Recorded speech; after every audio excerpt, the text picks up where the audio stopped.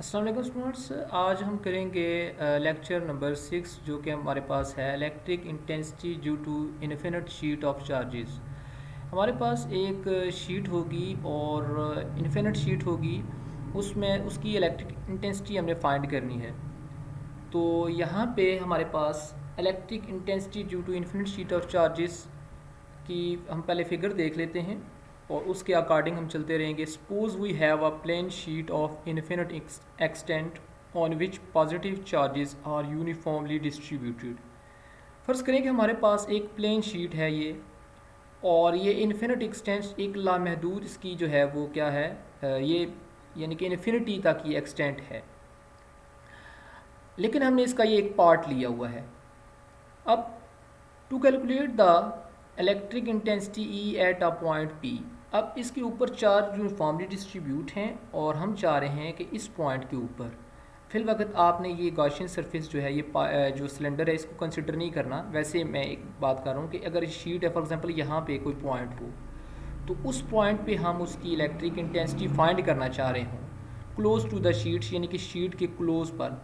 Imagine a closed Gaussian surface in the form of cylinder passing through the sheet। अब फ़र्ज़ करें वो ये वाला यहाँ पे पॉइंट हम ये ले लेते हैं।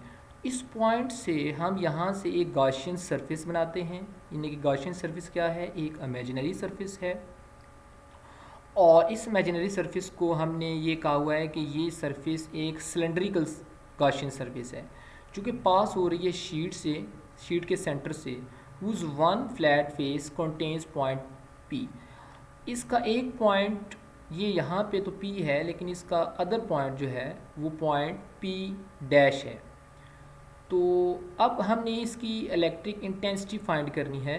अगर इस पॉइंट पे हो, उसकी बैक साइड पे हो, तो ये कितनी होगी, और ओवरऑल यहाँ पे ओवरऑल कर्व्ड सरफेस पे कितनी होगी। उसके लिए हम नेक्स्ट कैलकुलेशन करते हैं। For symmetry we can conclude that E electric field points at right angles to the end faces। अब हमने ये देखा कि यहाँ पे जो इलेक्ट्रिक फील्ड है एंड फेसेस पे, यहाँ पे ये राइट एंगल पे है, किसके, एंड फेसेस के। एंड फेसेस मीन कि ये जो फ्लैट फेस है इसका, इसके परपेंडिकुलर जो है ये है, लेकिन नॉर्मल टू द एरिया जो है ये इलेक्ट्रिक फील्ड के क्या है, पैरेलल है। अब क्या होगा, since E is parallel to the curved surface of the cylinder, लेकिन यहाँ पे जो कर्व्ड सरफेस है, ये सारी कर्व्ड सरफेस आ रही है ना, कर्व्ड सरफेस, तो कर्व्ड सरफेस के बिल्कुल पैरेलल है क्या, इलेक्ट्रिक फील्ड लाइंस। मतलब ये कि कर्व्ड सरफेस में से कोई भी इलेक्ट्रिक फील्ड पास नहीं कर रही।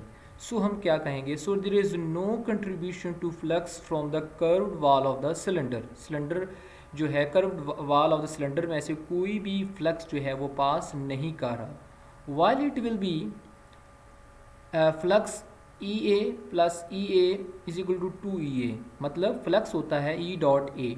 तो इस यानी कि इस पॉइंट पे EA होगा, क्योंकि इलेक्ट्रिक फील्ड लाइंस की डायरेक्शन और नॉर्मल टू द एरिया की डायरेक्शन क्या होगी, सेम होगी। और हमें पता है कि अगर इनकी डायरेक्शन सेम होती है तो एंगल 0 बनता है, और ई ए कॉस 0 1 के इक्वल होगा। ई ए हमारे पास मैक्सिमम रिजल्ट आ जाएगा इलेक्ट्रिक फ्लक्स का। तो अब दोनों साइडों पे हैं, तो लिहाजा हमने दोनों को ऐड कर लिया। तो पॉइंट पी और पॉइंट पी डैश के ऊपर दोनों जो इलेक्ट्रिक फ्लक्स थे उसको ऐड किया तो 2 EA आ गया through two end faces of the close cylindrical surface, where A is the surface area of the flat face. ये फ्लैट जो फेस है सीधा सा, ये वाला, इसको हमने ए से रिप्रेजेंट किया हुआ यहाँ पे, ये बता रहा हूँ मैं यहाँ पे। अब at the charge and close by the close Gaussian surface is sigma A actually क्या है, देखें हमारे पास जो चार्ज डेंसिटी है उसको हम सिग्मा से रिप्रेजेंट करते हैं, और ये जो चार्ज डेंसिटी है ये हम बात कर रहे हैं एक जो हमारे पास इन्फिनिट शीट है, इसकी हम बात कर रहे हैं। तो जितने चार्ज होंगे जितने एरिया पर वो उस शीट की चार्ज डेंसिटी होगी। तो अब चार्ज कितने हो गए, देखें ये चार्ज टोटल चार्ज है ना, अब नीचे एरिया है, एरिया जो है वो चार्ज डेंसिटी के साथ मल्टीप्लाई हो जाएगा, तो हमारे पास क्या आ जाएंगे, एनक्लोज चार्ज एनक्लोज्ड आ जाएंगे, क्यू से रिप्रेजेंट मैंने किया हुआ है, ये इसके इक्वल आ जाएंगे। Therefore according to Gauss's law, Gauss's law हमें कहता है 1 epsilon naught times total charge enclose by the close surface. अब जो शीट पे जितने चार्जेस एनक्लोज थे उसको हमने किससे रिप्रेजेंट कर दिया, सिग्मा ए से। और दूसरी तरफ हमने जो हमारे पास इलेक्ट्रिक फ्लक्स है वो हमने मालूम किया था, वो कितना था, वो 2E के इक्वल इलेक्ट्रिक फ्लक्स। और यहाँ पे हमने गॉसेस लॉ से कितना फाइंड किया है, 1/एप्सिलॉन नॉट टाइम्स सिग्मा ए। अब यानी कि जो इलेक्ट्रिक फ्लक्स जो हमने मालूम किया था उसकी जगह पे हमने क्या लिख लिया, 2EA, ए इस ए के साथ कैंसिल हो गया और हमारे पास 2E 1/एप्सिलॉन नॉट टाइम्स सिग्मा आ गया।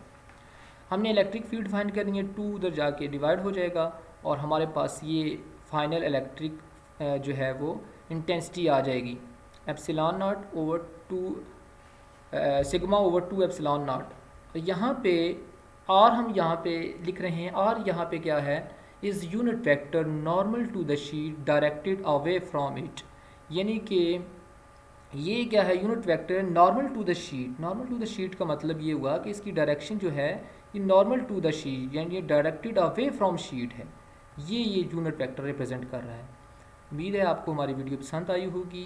वीडियो को लाइक कीजिए, कमेंट कीजिए ताकि हर नए आने वाली वीडियोस को आपको मिल सके। Thank you.